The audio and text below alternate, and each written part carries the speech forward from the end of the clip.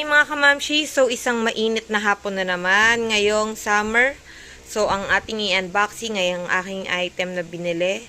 At ito ang Astron Ice Power na heavy duty ice blender with 1,500 watts.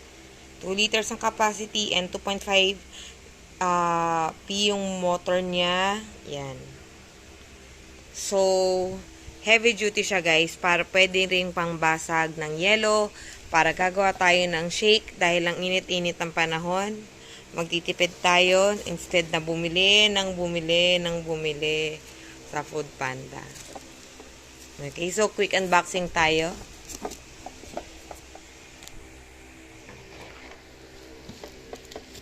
Okay, so mabilis tayo ngayon dahil meron tayong kamay na tagahawak ng camera at kurol na gunting. Ganda ng gunting. Sana all gunting.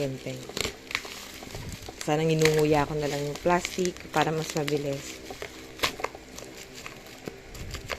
Next time mag-unboxing tayo ng nakalabas na agad para hindi matrabaho.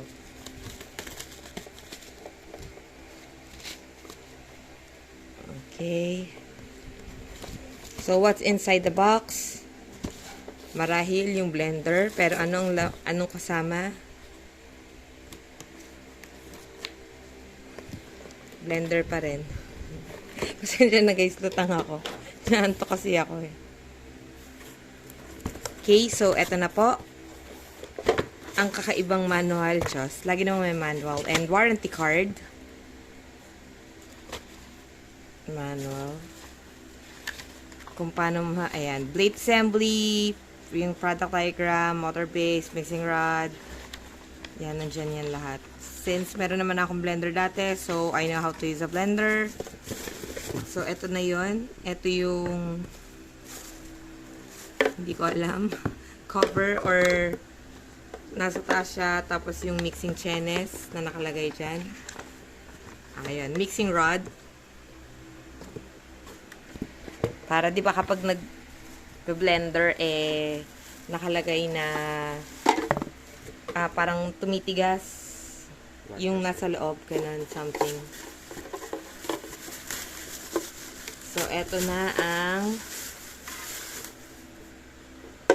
yun lang, made from plastic siya. Sana ay nakalagay heavy duty jar